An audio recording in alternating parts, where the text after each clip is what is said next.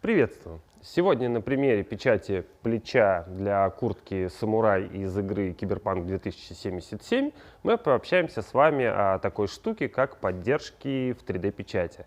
А также я расскажу вам, как выиграть небольшой, но тем не менее приятный став по мотивам данной игры.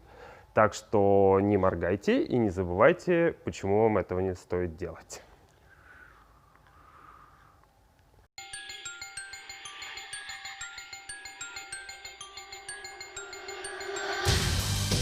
Ну что же, новогодние салаты подъедены, мандарины тоже, и мы решили немножко поработать по этому поводу. А именно попечатать заказы по плечам для куртки «Самурай» из Киберпанка. Те, кто давно нас смотрит, уже в курсе, что мы стараемся записывать видео в живом формате, а именно предоставлять самую свежую и актуальную информацию того, что у нас происходит в студии. Но в этот раз, к сожалению, такой формат сыграл с нами злую шутку. У меня вот тут есть некоторое количество непонятных пластмассок, а, собственно, предмета нашего сегодняшнего разговора, именно самого плеча, у меня на руках нет. Просто по причине того, что они все разошлись уже по заказчикам. Но это нам не помешает. Мы, опять же, немножко отойдем от правил в этом видео и воспользуемся магией кино. Я вам подмонтирую небольшие подсъемки с процесса печати, и думаю, в принципе, этого будет достаточно для понимания, собственно, сегодняшнего вопроса. Но прежде чем мы начнем, давайте, наверное, все-таки разберемся с вопросом конкурса. И что же мы такое придумали? Дело в том, что у нас с предыдущего заказа осталось некоторое количество стафа по Киберпанку. А именно, это вот такие вот прекрасные значочки, отрисованные мною с нуля по... Давайте еще вам покажу. В общем, вот такая штука. Тут даже там на бумажке складочки видно. В общем, короче, я старался отрисовать максимально аутентично, при этом не использовать там тыренные картинки из интернета. И, в общем, ну, короче, нормально сделать все с нуля. И что же вам, собственно, нужно сделать для того, чтобы получить такой значок? А на самом деле все достаточно просто. У нас есть вот этот канал, вам нужно быть на него подписанным. И у нас есть группа ВКонтакте. Сейчас я вам ее покажу. Вот она выглядит вот так. ВК, Tonahim Studio, через нижнее подчеркивание. Вот наша шапочка, по ней вы нас легко узнаете. И, собственно, в этой группе одновременно с этим видео выйдет пост, который надо будет репостнуть. И надо, разумеется, быть подписанным на группу и на вот этот канал, на котором вы сейчас смотрите данное видео. Все, как бы, все элементарно, все просто. Если вы захотите вдруг оставить комментарий, там типа «хочу значок» или любой другой комментарий под этим видео, то welcome. Мы комментариям всегда рады. А в остальном розыгрыш, скорее всего, пройдет через недельку и уже, возможно, в следующем видео, ну, максимум через одно. Мы, собственно, огласим победителей, кто получит эти замечательные значки. Я думаю, что нас не очень много народу, поэтому я думаю, что мы разыграем штучки 3, чтобы никому сильно обидно не было. Ну а если вдруг получится так, что репостов будет очень много, мы просто закажем дополнительный тираж и, может быть, через недельку разыграем их снова. Вот примерно такие у нас условия конкурса. Если вас заинтересовало, то, пожалуйста, участвуйте и получите шанс выиграть вот такую вот памятную штучку. Ее можно прилепить на себя, на рюкзак, подарить другу. Крутая вещь. Конкурсы — это все, конечно, хорошо, но давайте все-таки вернемся ближе к теме нашего сегодняшнего разговора, а именно 3D-печати. Почему-то многие воспринимают ее до сих пор как некоторую волшебную палочку, халяву, сделать красиво, кнопка Photoshop.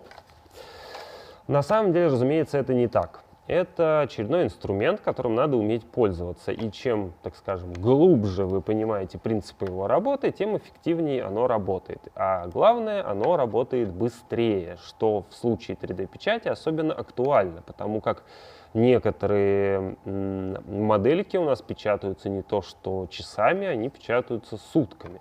И вот как раз сегодня мы непосредственно немножко затронем тему сокращения времени печати, а именно сокращения за счет поддержек, то бишь их оптимизации. Деталь плеча имеет сложную геометрическую форму, плюс она еще и изогнута, поэтому располагать ее при печати приходится несколько ракообразно. Почему именно так, это предмет отдельного разговора. Просто давайте примем за аксиому в этом видео, что, по моему личному мнению, это наиболее удачное расположение для печати данной модели. Но следом за расположением возникает следующая проблема, а именно это поддержки. Данную деталь, в общем-то, реально распечатать и без поддержек вовсе. Ее геометрия и при расположении, как вы только что видели, позволяет нам распечатать ее без поддержек вовсе. Но проблема в том, что модель обладает очень узкой полоской, очень маленькой площадью соприкосновения с плоскостью стола. То есть ее элементарно оторвет от стола при длительной печати. То есть модель высокая, площадь основания очень маленькая. Именно для этого было решено воспользоваться поддержками. И первый мой план было добавить немножко поддержек, хоть, как я и говорил, они не особо необходимы, только для того, чтобы увеличить площадь основания. Сейчас на видео вы видите, какой именно был план, собственно, как распечатать эту деталь. Но, разумеется, хрен я, называется, угадал, и произошла следующая проблема. Вот вы сейчас видите, как деталь у меня, собственно, отогнулась от этой самой поддержки, почти на самом финале печати.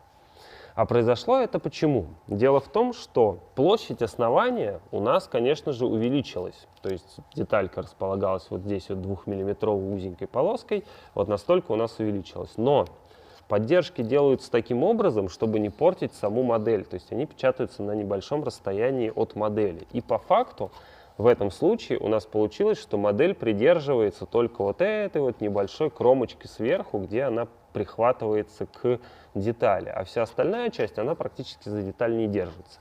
И, разумеется, у нас получилась такая ситуация, что деталь просто-напросто, когда начала уже нависать достаточно сильно, там какой-то небольшой там бугорок, натек пластика был, и, в общем, ее зацепило и элементарно отогнуло вот так вот, собственно, от этой всей поддержки. Деталь была запорота. Мы учимся на своих ошибках, и в следующий раз я решил сделать немножко другой вариант расположения поддержек, вернее, это не совсем поддержки были.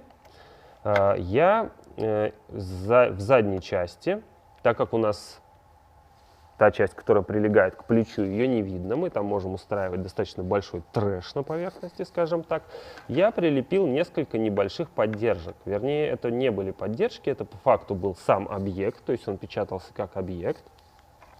Зато он был на 100% как бы приклеен, так скажем, он являлся частью общей модели, и модель уже не имела возможность, то есть вот здесь вот были такие штучки, сейчас, возможно, на экране я вам покажу, как это все дело выглядит, и модель уже не имела возможности никак оторваться, значит, от стола. Это все замечательно, это все сработало, но это, во-первых, не решало проблему площади соприкосновения со столом, то есть когда у нас печать только-только начинается, печатаются первые слои, пока мы не, так скажем, допечатали по высоте до вот этих примыкающих палочек, мы бы все равно печатали практически на вот этой вот 2-миллиметровой основе. Поэтому в любом случае мне пришлось добавить вот здесь вот некоторое количество поддержки, а также, чтобы у нас не гнулись вот эти замечательные палочки, которые нас притягивают к столу, мне пришлось и их окружить, собственно, поддержками. То есть опять, несмотря на то, что я вырезал середину, как вы видите, тут нет достаточно большого куска, но все равно это получилась достаточно увесистая часть печати с поддержки. В конце видео я вам там по граммам даже скажу. И тут мне пришло в голову сделать третий вариант, а именно тот, который вы видите сейчас на экране. Особенность его в том, что поддержек в нем нету практически совсем. То есть единственная часть, которая поддерживается, сейчас я вам его покажу, это вот волнистый кусочек, который поддерживает, он в принципе тоже как бы не сильно нужен, но так, чтобы перестраховаться, я его оставил. В остальном вся поддержка состоит только из трех вот таких вот пластин. На экране вы сейчас видите, как, собственно, они расположены. Это, разумеется, тоже не поддержки, это физические как бы объекты, то есть их строила не сама программа в автоматическом режиме, а я их просто банально дорисовал. Но благодаря таким поддержкам все напечаталось стабильно, хорошо и качественно. То есть свою функцию они выполнили, модель бы напечаталась и без поддержек, но они ее максимально жестко зафиксировали на столе, качество печати получилось хорошее, ну, для моего принтера хорошее. Вот. И, собственно, полностью свою функцию они выполнили. В чем же с этими поддержками была хитрость? Ну, во-первых, их пришлось рисовать вручную. Во-вторых, там есть один тонкий момент. Чтобы они, то есть поддержка у нас на виде сверху выглядит вот так вот. Надеюсь, вам видно. Так вот у нас выглядит поддержка. Суть в том, что стандартная ширина печати, ну как стандартная, у многих ширина печати 0,4 мм. Если у вас ширина печати другая, то, соответственно, ну, поймете по логике, как это работает. Поддержки эти нарисованы таким образом были. То есть здесь была ширина 0,8, и ширина вот этой штуки была 0,8. Для чего это было сделано? Для того, чтобы принтер максимально быстро их печатал. То есть помимо того, что мы сэкономили материал, мы не гоняли вот этими вот зигзагами, вот этими вот всеми, не гоняли принтер, так еще и сама вот эта поддержка нарисована в таких размерах, что она печатается максимально быстро. Максимально быстро почему? Потому что она печатается одной непрерывной линией. То есть принтер берет, начинает печать, обходит вот таким вот образом и заканчивает в той же точке. То есть ширина вот этой всей истории в 2 раза больше, чем ширина печати принтера. Таким образом мы получили, ну, если не максимально оптимизированную печать, то, тем не менее, очень быструю. И вдобавок еще давайте теперь визуально просто-напросто сравним, на что же у нас похожи все эти 3 варианта. Сейчас я вас немножко пущу. Смотрите. Вот этот вариант был изначальный, то есть с которого все отрывало, то есть от него мы как бы отошли. Вот это вариант с столбиками, которым понадобились дополнительные поддержки, потому что сами по себе они были хлипкие, они болтались. А вот это вот ровно все поддержки, которые как бы мы использовали в финальном варианте.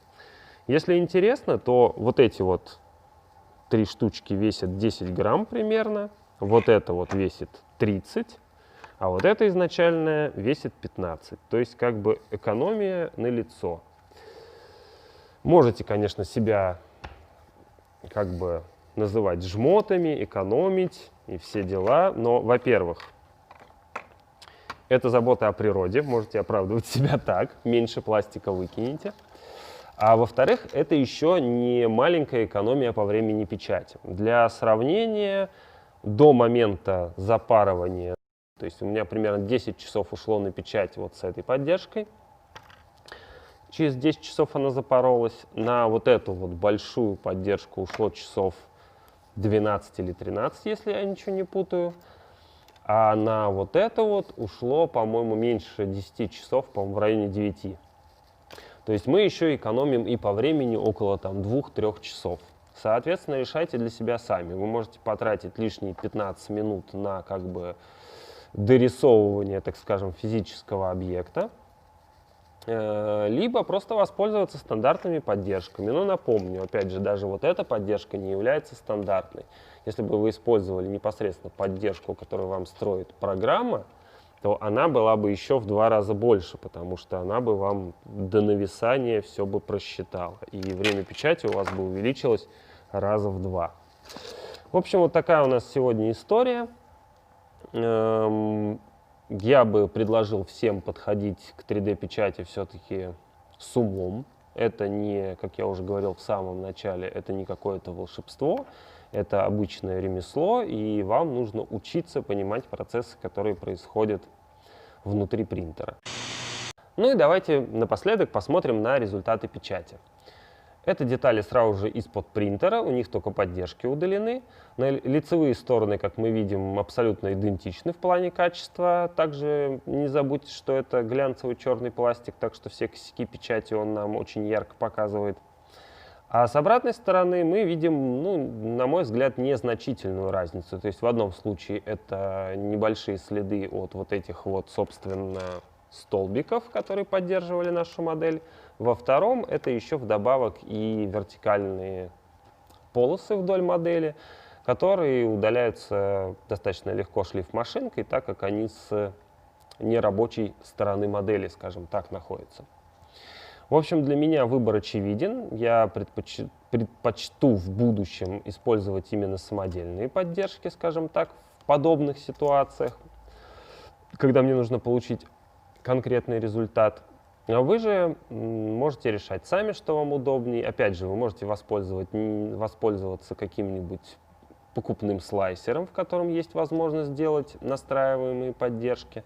Но для меня я не вижу в этом особого смысла. Я не так часто печатаю, чтобы не иметь возможности подумать головой и решить сразу же несколько своих, так скажем, проблем, в том числе с избыточным количеством пластика, который приходится выкидывать, а также сократить время печати.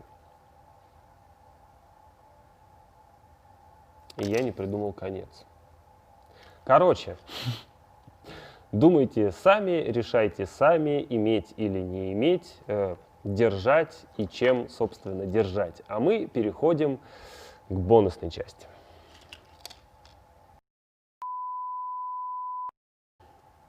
Сегодняшняя бонусная часть — это некий флешбэк к предыдущей серии, там, где мы делали вот такие вот свечки.